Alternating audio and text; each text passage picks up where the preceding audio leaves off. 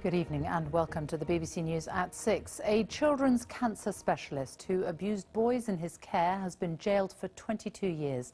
Miles Bradbury, who worked at Addenbrooke's Hospital in Cambridge, pleaded guilty to 25 offences against boys between the ages of 10 and 16. Some of the children have since died from their illnesses.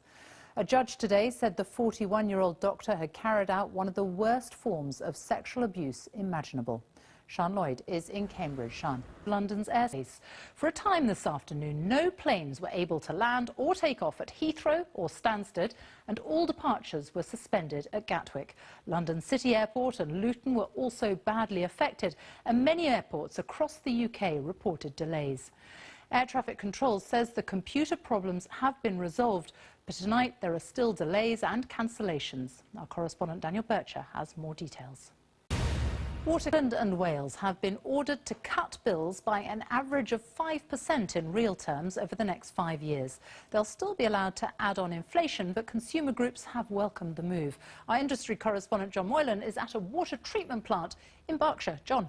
Now, it was a moment of humanity amidst the horror of war, the 1914 Christmas Day truce on the battlefields of the Western Front, when British and German soldiers laid down their arms and played football in no man's land. A century later, Prince William has helped to unveil a memorial to mark the event. Natalie Perks reports. Jaguars and Land Rovers worth millions of pounds.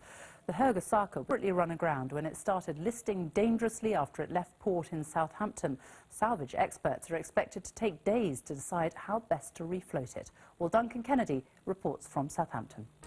Good evening and welcome to the BBC News at 6. The oil giant BP is cutting 300 jobs from its North Sea operations, with industry bosses and unions warning that there could be many more job cuts to come. The company is blaming falling oil prices, which have halved in recent months, and tougher market conditions. Several other companies are also struggling, and the Scottish Government is calling on Westminster to reduce taxes on the oil industry.